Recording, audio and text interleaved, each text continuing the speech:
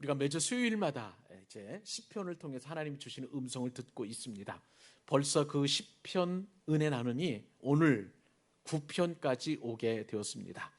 오늘도 본문에 보니까 이 시편 9편의 저자가 누구입니까? 다윗입니다. 맞습니다. 잘 보셨습니다.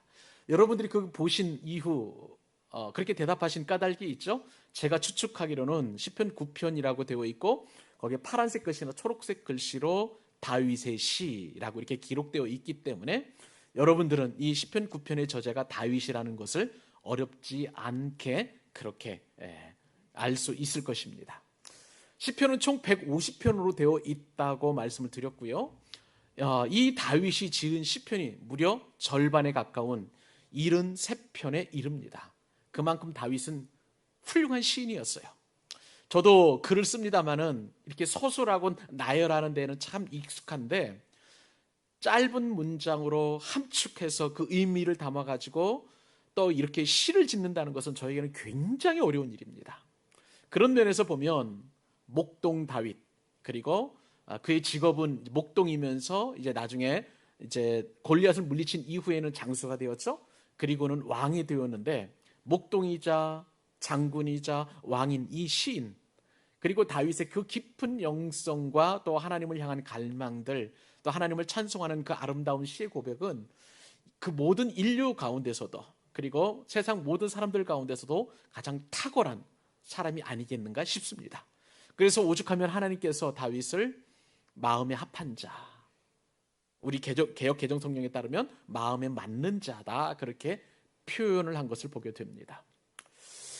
근데 이 다윗을 우리가 거룩하고 좀 우리가 따라가지 못할 사람으로 볼 이유가 하나도 없습니다. 왜냐하면 다윗도 우리와 똑같은 고민을 하고요, 그 상황 속에서 하나님을 찬송하는 찬양의 시를 올려드렸기 때문에 우리 역시도 다윗과도 같은 영성 있는 시인이 얼마든지 될 수 있음을 우리가 용기를 얻게 되는 것이죠. 그런 희망과 소망을 품게 됩니다.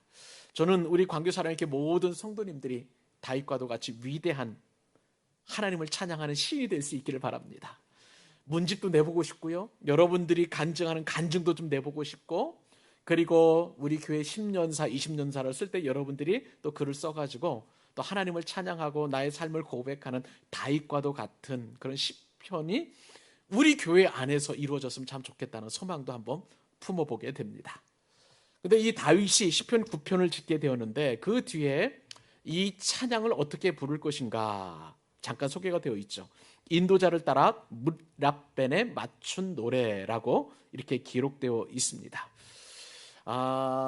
거듭거듭 이 표제에 대한 설명을 말씀을 드립니다만은 이렇게 노래를 하라라고 인도하는 어떤 인도의 글이지만 이게 도대체 어떻게 노래를 하라는 것인지 우리는 잘 모릅니다. 근데 이 문랍벤이라는 것은 그냥 히브리 말을 이렇게 풀어볼 때 구약 학자들이 아들의 죽음을 뭐라고 할까요? 좀 기리면서 노래하는 것처럼 조금 슬픈 표정으로 아니면 뭐 애도하는 그런 표정으로 노래를 부르라는 그런 의미 같기도 합니다. 근데 또 다른 의견이 있기도 해요. 왜냐하면 이 시편 9편이 감사의 시, 찬양의 시로 이렇게 분류되기 때문에 감사와 찬양은 조금 활기차기도 합니다. 그러니까 시편이 9편은 어떻게 불러야 되는지 잘 모르겠지만 분명한 것은 온 세상을 다스리는 분이 하나님이시고 그리고 공의로 심판하시는데 악인들은 이 의로운 재판 대신 하나님의 심판을 받고 다 멸하게 되고 또 의인들은 하나님의 심판을 통해서 강건해지고 회복이 되고 축복이 되고 하는 은혜를 누리게 된다는 것입니다. 우리가 오늘 이 말씀을 들으면서 이미 결론을 내고 오늘 말씀을 우리가 상고했으면 좋겠습니다. 하나님은 의로운 재판장이 되셔서 저와 여러분들을 회복시켜 주십니다. 우리를 불의에서 건져주시고 또한 우리가 끝까지 승리할 수 있도록 붙잡아 주시는 줄로 믿습니다. 이 말씀, 이 결론을 우리가 내고 말씀을 묵상하게 된다면 우리는 큰 행복을 누리게 될 것이고요, 오늘과 또 다음 주에 이어서 계속해서 이 시편 9편을 우리가 묵상을 하게 될 텐데 하나님이 주시는 놀라운 은혜를 함께 경험하게 될 줄로 믿습니다. 자, 이 시편 9편 이제 시인이 다윗이라고 했는데요. 시편 9편에서 보면은 다윗의 그 마음을 우리가 좀 알게 됩니다. 이제 조금 있으면 제가 이제 쭉 한 절 한 절씩 이렇게 쭉 설명을 해드릴 텐데, 그에 앞서서 이 다윗이 가지고 있었던, 적어도 이 시편을 기록할 무렵의 다윗의 마음은, 나는 비록 왕이지만 나보다 더 높은 왕이 있다는 것을 인정하는 다윗의 모습을 보게 됩니다. 여러분, 아무리 인간의 왕이라 할지라도 만왕의 왕은 누구이십니까? 하나님이신 줄로 믿습니다. 모든 왕들 위에 뛰어나신 왕, 모든 임금 중에 임금, 왕 중에 왕, 그분이 바로 하나님이십니다. 그렇기 때문에 다윗은 이 만왕의 왕이 되신 하나님을 사랑을 할 수밖에 없었고요. 또 다윗이 가지고 있었던 꿈은, 원래 이 왕으로서 한 나라를 통치하게 되면 모든 백성들이 다 잘 살게 되기를 원하고요. 왕으로서 가지고 있는 권세와 권력을 가지고 공의가, 정의가 좀 하수처럼 흐르게 하려고 하는 그러한 꿈을 가지고 있습니다. 모든 권세자들은 다 그런 꿈을 가지고 있죠. 다윗은 특별히 하나님을 경외하는 사람이었기 때문에 그러한 꿈이 하나님을 모르는 그런 왕들보다도 더 풍성하고 창대했던 것을 보게 됩니다. 근데 그러면 그럴수록 다윗에게는 한 가지 고민이 있었어요. 세상은 참 부조리하다는 거예요. 하나님을 사랑하고 하나님의 뜻이 하늘에서 이루어지고 이 땅에서 이루어지기를 소망했던 그 다윗이었지만, 그러면 그럴수록 다윗이 목격하고 또 눈으로 볼 수밖에 없었던 것은 이 세상의 부조리입니다. 하나님의 공의가 실천되지 않는 구조적인 모습을 다윗이 보고 너무나 안타까웠던 거예요. 다윗은요, 비록 왕이었지만 다윗이 생각했던 것은 뭐냐면요, 알파벳을 생각을 하게 된 거예요. 이게 무슨 얘기냐면, 우리의 알파벳은, 한글 알파벳은 기역, 니은, 디귿, 리을, 미음 이런 식으로 알파벳이 있죠. 그죠? 이런 것처럼 히브리 단어에서도 알파벳이 있습니다. 알렙, 베트, 김멜, 달렛, 해, 바브, 자인, 해, 이런 식으로 해가지고 22개의 알파벳이 있어요. 그런데 다윗은 이 알파벳의 앞자를 따가지고 시를 짓게 됩니다. 예를 들어서 우리가 가장 기역 니은에서 가장 먼저 나오는 단어가 가죠. 가. 그러면 제가 말하는 이야기 시를 짓는다고 하면, 가난한 사람은 복이 있습니다. 나 같은 사람이 바로 복 있는 사람입니다. 이런 식으로 다 같이 우리 복을 누려보십시다. 이제 이렇게 하면은 이제 재밌는 시가 될 거잖아요. 이것을 일컬어서 답관체라는 그러한 시를 짓는 방법이 있습니다. 근데 오늘 본문에 보면 제가 말씀을 드린 것은 히브리 단어가 22자라고 했는데, 오늘 본문을 포함해서 다음 주에 우리가 볼 본문에 이르기까지 시편 9편은 몇 절로 되어 있나요? 20절이 되어 있습니다. 그죠? 제 성경에만 20절이 있는 건 아닐 것 같아요. 여러분이 가지고 있는 성경에도 보면 20절까지 있습니다. 자, 그러면 몇 자가 빠진다는 것을 알게 돼요. 그죠? 몇 자가 빠져 있다는 것을 알게 됩니다. 이런 답관체, 즉 알파벳을 통해서 기역, 니은, 디귿, 리을 이렇게 쭉 이렇게 써여 있는 이 답관체가 시편에도 보면 한 6편, 7편, 아니네요. 9편이 있네. 9편. 제가 조사를 해보니까 9편이 있는데, 그런데 답관체 중에 답관체는 시편 119편입니다. 여러분, 성경에서 가장 긴 장을 가지고 있는 장이 시편 119편이잖아요. 엄청나게 많은 것이 있는데, 이 시편 119편 기자는 이 알파벳을 써가지고요, 대략 예를 들어서 16자씩 해가지고 계속 그렇게 하다 보니까 이제 모두 22자 곱하기 16 해가지고 몇 장 이런 식으로 이렇게 해서 다 이제 기록을 하게 되었습니다. 이 시편 119편을 빼놓고 나머지 답관체 8편의 그 시편 가운데서는 그러니까 대부분 이제 알파벳을 쓰긴 쓰지만 듬성듬성 썼다는 것, 우리가 염두에 두고 다윗의 시편을 연구했으면 좋겠습니다. 자, 그런데 이 답관체로 시편 기자인 다윗이 노래를 하게 되었는데, 제일 먼저 등장하는 알파벳이 알렙이라는 거예요. 영어로 보면 A가 되겠죠. 우리나라로 철자로 말하면 기역이 될 것입니다. 그 기역을 넣어서 시를 지은 것이 바로 1절과 2절입니다. 자, 같이 한번 우리 읽어보도록 하겠습니다. 1절과 2절 시작. 내가 전심으로 여호와께 감사하며 주의 모든 귀한 일들을 전하리이다. 내가 주를 기뻐하고 즐거워하며 지존하신 주의 이름을 찬송하리니. 아멘.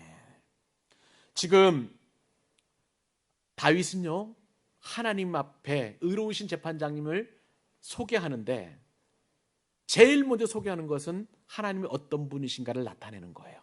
그것도 기억으로 시작합니다. 알렙으로 시작하는 거예요. 자, 그런데 다윗이 소개하는 하나님은 어떤 하나님이신가요? 오늘 본문에 보니까 한번 혹시 볼펜이 있으시면, 연필이 있으시면 밑줄 한번 그어보십시오. 다윗이 소개하는 하나님의 이름이 있습니다. 제일 먼저 나오는 것이 여호와예요. 야훼, 나의 주인이신 여호와, 전능자이신 여호와가 다윗이 찬양하는 제일 하나님의 첫 이름이라고 할 수가 있겠습니다. 그러면 다윗은 이 여호와께 어떻게 했습니까? 제일 먼저 여호와 하나님을 생각하면 다윗은 감사가 나오는 거예요. 감사가 나오는 거예요. 그 다음에 또 하나님의 이름이 또 어떻게 나오냐면 주님이라는 단어가 나옵니다. 주, 아도나이, 나의 주인 할 때 그 주예요. 주의 모든 귀한 일들을 전하리이다. 주라는 하나님의 또 다른 이름이 나오게 되고요. 2절에도 보니까 내가 주를 기뻐하고 즐거워하며, 자, 그 다음에 또 어떤 하나님의 이름이 나오나요? 지존하신 분, 지존하신 하나님의 이름이 다윗이 소개하는 이름이라고 할 수가 있겠습니다. 사랑하는 여러분, 여러분들은 하나님을 어떤 분으로 인식하고 있습니까? 여호와 하나님, 그분이 바로 전능하신 하나님, 그리고 참된 하나님이심을 여러분 노래하고 계시는가요? 분명한 것은 우리가 이 땅에서 고난받고 어려움을 당하고, 그리고 우리가 부조리한 세상에서 억울한 일을 당한다 할지라도 우리가 변함없이 고백할 수 있는 것은 하나님은 우리의 여호와이신 줄로 믿습니다. 그 여호와 하나님 앞에 우리가 드려야 될 것은 가장 먼저 감사인 거예요. 감사인 거예요. 하나님 앞에 드릴 그 감사는 무엇입니까? 오늘도 하나님은 성실하시게 나의 생명을 주장해 주셨고 내 호흡을 주장해 주셨습니다. 내가 살아있는 것만으로도 하나님께 감사해야 할 이유인 줄로 믿습니다. 우리가 또 하나님을 예배할 수 있는 것도 감사의 조건이 될 수 있을 거예요. 우리가 예수 그리스도를 믿을 수 있는 그 은혜를 얻는 것만 해도 우리는 감사의 충분한 조건이 되는 것입니다. 내 영혼이 구원받고 내가 하나님을 알 수 있는 그 은혜를 주신 것만 해도 하나님께 감사드려야 될 조건인 거예요. 사랑하는 여러분, 감사로 제사를 드리는 자가, 감사로 예배를 드리는 자가 하나님을 영화롭게 합니다. 그리고 그의 행위를 옳게 하는 자에게 하나님의 구원을 우리에게 보여주신다 말씀하여 주셨습니다. 우리가 여호와의 이름을 부르며 감사할 때 하나님 우리에게 구원을 보여주시고 하나님께서 우리의 전능자 되심을 풍성하게 드러나게 하실 줄로 믿습니다. 다윗은 세상의 모든 부조리를 통해서 마치 하나님이 안 계신 것만 같은 그러한 환경과 사회가 만들어졌지만 다윗이 보았던 것은 그런 세상이 아니었어요. 오히려 자신의 영적인 눈을 들어서 여호와 하나님, 전능하신 하나님을 보고 하나님 앞에 감사를 올려드렸습니다. 저와 여러분에게도 내가 모함을 받고 부조리함 속에서 고통당하고 있을 때에 이 하나님 앞에 감사의 제사를 올려드리실 수 있기를 바랍니다. 다윗이 소원했던 것은요, 이러한 감사뿐만 아니었어요. 다윗은 그 하나님이 나의 하나님이라는 거예요. 내 친구의 하나님, 내 아내의 하나님, 당신의 하나님이 아니라 나의 하나님이라고 그렇게 노래하고 있습니다. 우리 하나님은 나의 하나님이십니다. 나의 주님이십니다. 나의 지존자이심을 우리는 믿음으로 고백합니다. 다윗이 고백했던 그 이름 여호와, 주님, 그리고 지존하신 분이셨습니다. 여러분, 이 지존이라는 것은 어떤 뜻인가요? 지존이라는 것은 온 세계 열방 가운데에서 오직 그분만이 가지고 있는 권세와 권위를 설명하는 그러한 존재라는 사실입니다. 하나님보다 더 큰 권세자가 없다는 것이죠. 참남하게도 북한에서는 존엄한 사람이 있습니다.